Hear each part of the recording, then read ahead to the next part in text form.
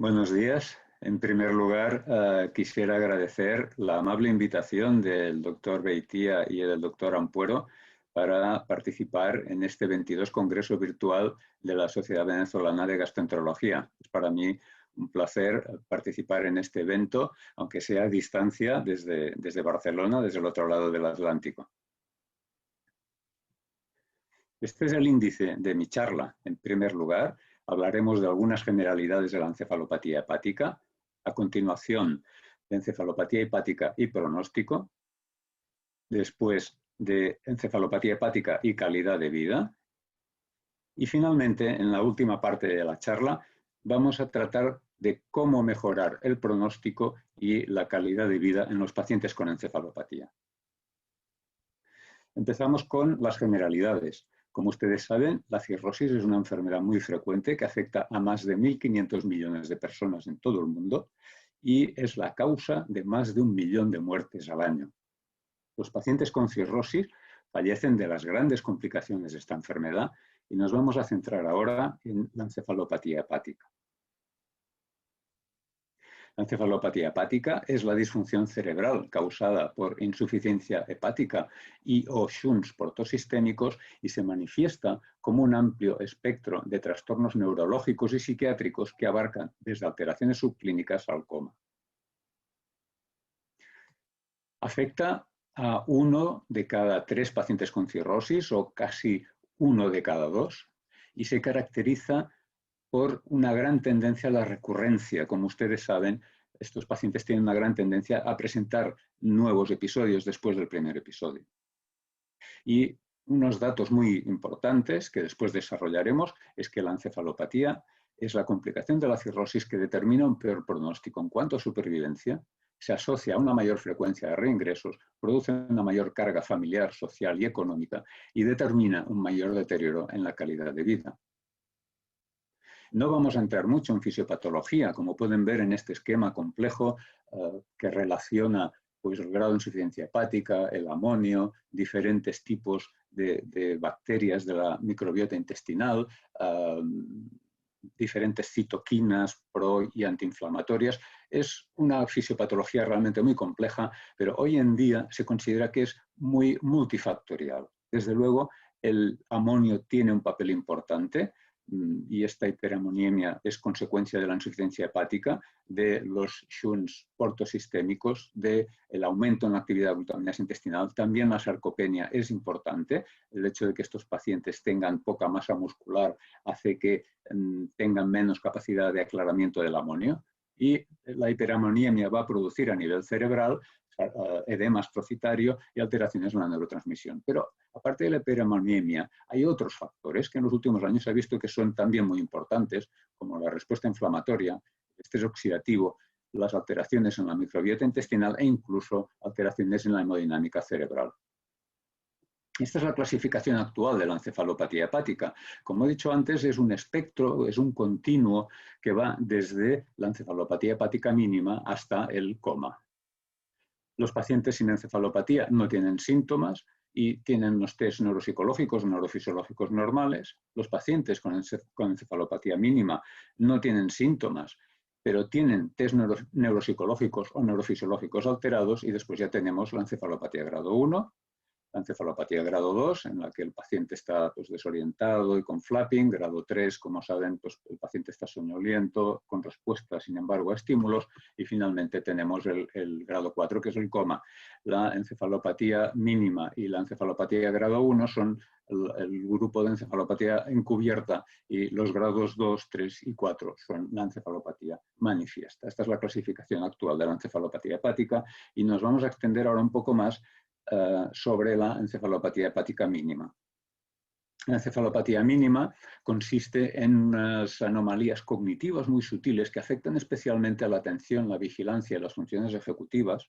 Los pacientes con encefalopatía mínima se ven normales, tienen una exploración neurológica normal, pero estas alteraciones en la función cognitiva se pueden detectar solo mediante pruebas psicométricas o neuropsicológicas y afecta a una proporción elevada de pacientes con cirrosis, entre un 30 y un 80% dependiendo del grado de insuficiencia hepática.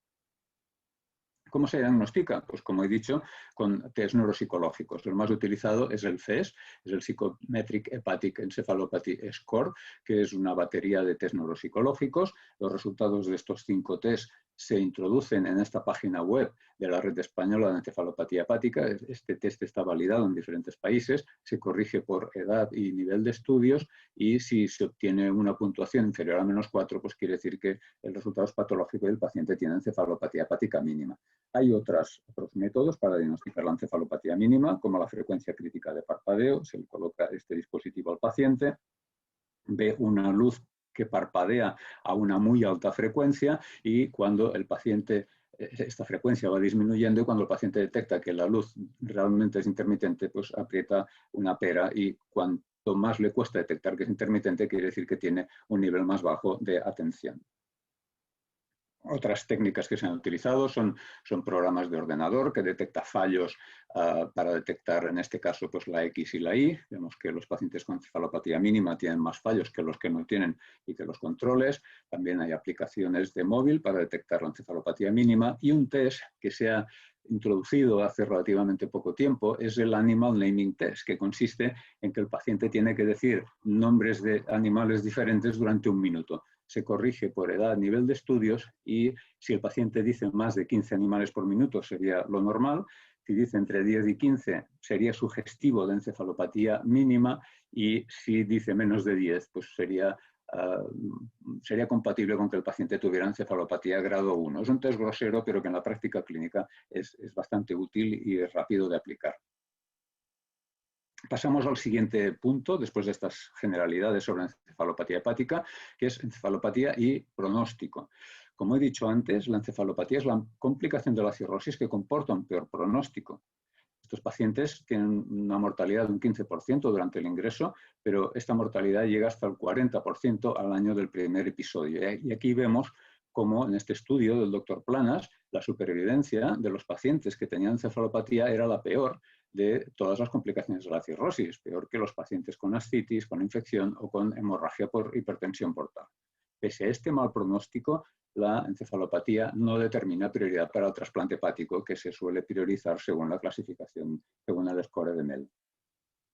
Este es un estudio con casi 100.000 pacientes con cirrosis en lista de trasplante hepático, y como pueden ver aquí, estos son los factores predictivos de mortalidad, y como podemos observar, la encefalopatía hepática fue el principal factor predictivo independiente de mortalidad en lista de espera.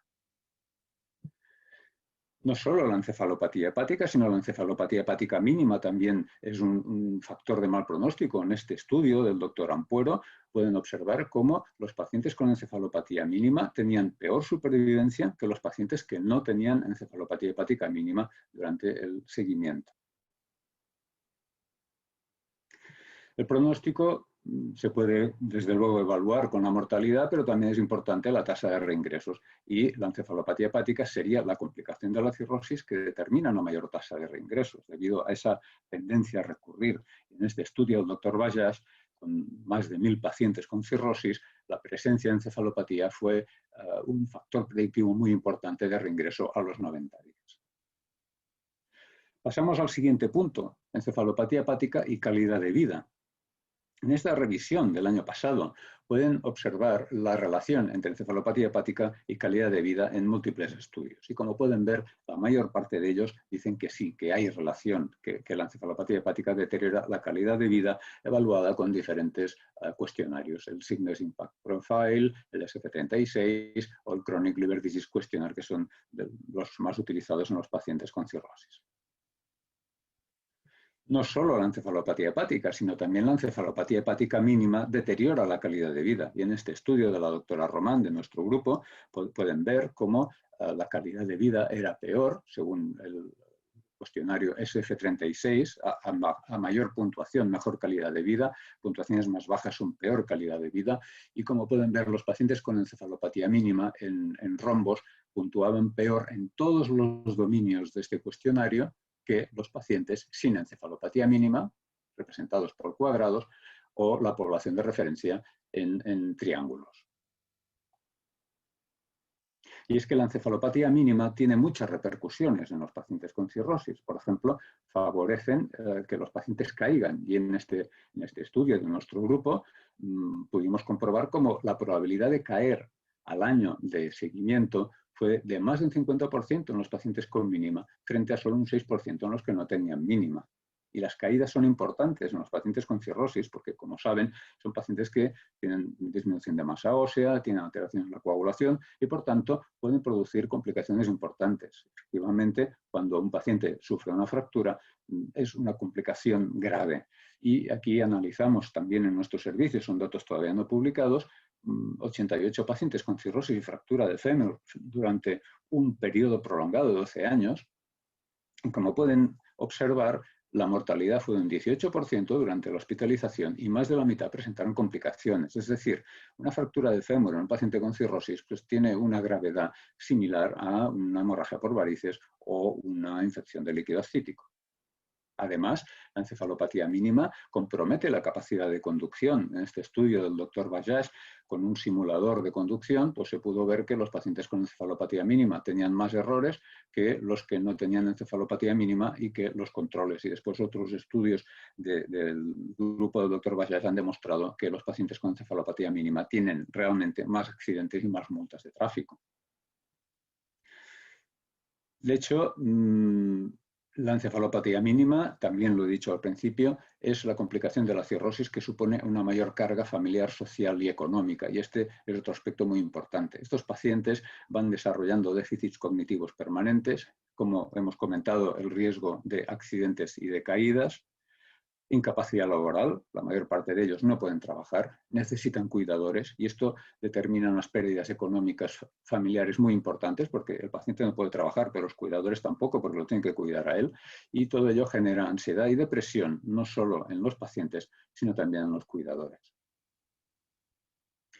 Vamos con el siguiente punto. ¿Cómo podemos mejorar el pronóstico de los pacientes con encefalopatía hepática? Este es un metaanálisis publicado por la Cochrane hace unos años, es un Trial Sequential Analysis, y evaluaban los disacáridos no absorbibles y la mortalidad. Pues la lactulosa, el lactitol mejoran la insuficiencia hepática y también disminuyen de forma estadísticamente significativa la mortalidad. Y como pueden ver en este análisis, cuando la línea verde cruza esta línea de aquí, quiere decir que ya es claro, ya es estadísticamente significativo y que no es preciso realizar más estudios para demostrar que este tratamiento, en este caso los disacáridos no absorbibles, disminuyen la mortalidad. Es por ello que las guías, aquí tenemos las guías, la guía conjunta europea y americana, pues recomiendan la lactulosa o el lactitol para la prevención de nuevos episodios de encefalopatía después del primer episodio. Respecto a la rifaximina, los datos no son tan claros. Este estudio del doctor Sharma en la India, con 120 pacientes, los pacientes fueron randomizados, eran pacientes con encefalopatía, a recibir lactulosa o lactulosa y rifaximina, y como pueden ver, los pacientes que reciben rifaximina tuvieron una mayor resolución de encefalopatía, un menor tiempo de hospitalización y lo que se representa aquí, una menor mortalidad. Sin embargo, hay que destacar que el grupo que recibió solo lactulosa en azul tuvo una mortalidad inesperadamente alta, de casi un 50%. Hay un metaanálisis del año pasado que evalúa la relación entre rifaximina y mortalidad y como pueden ver, pues el resultado es que mejoraría la mortalidad. Ahora bien, si nos centramos solo en estudios de alta calidad, en estudios clínicos randomizados, también el metaanálisis muestra que hay una mejoría significativa en la supervivencia, pero hay que tener en cuenta que solo hay 2 estudios, por tanto los datos serían todavía insuficientes. Es por ello que las guías recomiendan añadir rifaximina a la lactulosa para la prevención de nuevos episodios de encefalopatía, pero después del segundo episodio, no después del primero. ¿Qué ocurre con la albúmina? Hay pocos datos, pero son muy interesantes. Este estudio de la izquierda es un estudio clínico realizado por el grupo del doctor Córdoba, nuestro añorado doctor Córdoba. Nosotros participamos también en este estudio y, como pueden observar, la supervivencia de los pacientes con encefalopatía que recibían albúmina era superior que en los pacientes que recibían suero salino. Otro estudio posterior ha observado resultados similares. Los pacientes que recibieron lactulosa y albúmina tuvieron una supervivencia mejor que los que solo recibieron lactulosa. Sin embargo, todavía es pronto, ahora estamos pendientes del resultado del estudio beta, específicamente diseñado para evaluar este aspecto, el efecto de la albúmina sobre la mortalidad en pacientes con encefalopatía hepática, pero de momento los datos todavía son poco concluyentes. ¿Qué ocurre con los pacientes con encefalopatía hepática mínima? Pues este metaanálisis publicado el año pasado nos dice que en pacientes con encefalopatía hepática mínima ningún tratamiento ha demostrado disminuir la mortalidad, como se puede ver en esta gráfica. Ni los disacáridos, ni la L-ornitina L-acetato, la rifaximina o los probióticos. Vamos ya con la última parte de la charla. ¿Cómo podemos mejorar la calidad de vida en los pacientes con encefalopatía? Este es un estudio en el cual se evalúa en pacientes con encefalopatía con 2 o más episodios previos de encefalopatía el efecto de la rifaximina sobre su calidad de vida, utilizando el Chronic Liver Disease Questionnaire. Y como pueden ver, la rifaximina mejoró todos los dominios de este cuestionario y la puntuación global. Por tanto, podemos concluir que en pacientes con encefalopatía recurrente la rifaximina mejoraría la calidad de vida. Los pacientes que tienen encefalopatía recurrente y una buena función hepática pueden mejorar embolizando, si los tienen, shunts portosistémicos. Y aquí vemos el efecto de la embolización de los shunts portosistémicos en la calidad de vida de pacientes con encefalopatía. Aquí a la izquierda vemos cómo en gris un poco más claro antes de la embolización, en negro después de la embolización, y vemos cómo mejoró, aumentó el porcentaje de pacientes con autonomía y disminuyó el número de pacientes limitados después de la embolización con respecto a los valores previos a la embolización. Y resultados similares se han observado en un estudio posterior. Vemos cómo las actividades de la vida diaria mejoraron después de la embolización. ¿Qué hay de los probióticos? Este es un estudio publicado en Gastroenterology hace unos años en pacientes con encefalopatía previa. Estos pacientes eran randomizados a recibir probiótico o placebo y, como pueden ver, en el grupo probiótico hubo una mejoría de la función cognitiva evaluada por el FES y también mejoraron algunos dominios del SF36, sobre todo dominios físicos. Respecto a la encefalopatía hepática mínima, en este metaanálisis que les he comentado antes, publicado el año pasado, se demostró que en pacientes con encefalopatía hepática mínima, la lactulosa, no otros tratamientos, pero la lactulosa sí mejoraría la calidad de vida. Y ya para ir acabando, otros aspectos, la educación sanitaria y otros aspectos que es muy importante tener en cuenta, aparte de los tratamientos farmacológicos, las embolizaciones, los probióticos, etc. En primer lugar, la disponibilidad de contacto rápido con la enfermera, con el médico. Esto es muy importante para el paciente y para los cuidadores. También la educación del paciente, de su familia y de los cuidadores. Reconocer los signos de alarma. Informar al paciente de los posibles efectos secundarios de la medicación, sobre todo los disacáridos no absorbibles que producen con frecuencia diarrea o flatulencia. A la nutrición, asegurar que el paciente tiene una buena nutrición, que mantenga una masa muscular. No deben restringirse las proteínas a estos pacientes. El ejercicio también, el ejercicio es muy beneficioso, adecuado a la capacidad del paciente. Mantener un hábito deposicional, evitar sedantes, inhibidores de la bomba de protones, precauciones en cuanto a la conducción y la prevención de caídas, enseñar a los pacientes y los cuidadores a ajustar el tratamiento, la lactulosa, el lactitol, el uso de enemas, coordinación con los médicos de familia y, como he dicho antes, es una complicación que conlleva una elevada carga social, familiar y, por tanto, es muy importante el contacto con los servicios sociales. Como conclusiones, la encefalopatía es la complicación de la cirrosis que determina un peor pronóstico y la que produce un mayor deterioro de la calidad de vida de los pacientes y también de los cuidadores. Representa una importante carga familiar, social y económica. La encefalopatía hepática mínima determina un peor pronóstico, predisposición a la encefalopatía aguda, accidentes de tráfico y caídas y deterioro de la calidad de vida. Los disacáridos no absorbibles, la rifaximina, los probióticos, la embolización de shunts portosistémicos pueden mejorar el pronóstico y la calidad de vida en los pacientes con encefalopatía. Es importante una dieta adecuada, sin restricción de proteínas y el ejercicio adaptado a cada paciente. Y finalmente, la educación del paciente y sus cuidadores es esencial para prevenir la recurrencia de la encefalopatía y mejorar la calidad de vida en los pacientes con cirrosis. Finalmente, quisiera aquí tener un recuerdo para el doctor Juan Córdoba, fallecido prematuramente hace 6 años. Juan Córdoba fue la principal figura a nivel mundial en el campo de la encefalopatía hepática y ha dejado una huella indeleble, no solo desde el punto de vista científico, sino también personal, en los que tuvimos la suerte de conocerlo. Y ahora sí que ya acabo. Esta es una fotografía de mi hospital, del Hospital de la Santa Creu i Sant Pau de Barcelona.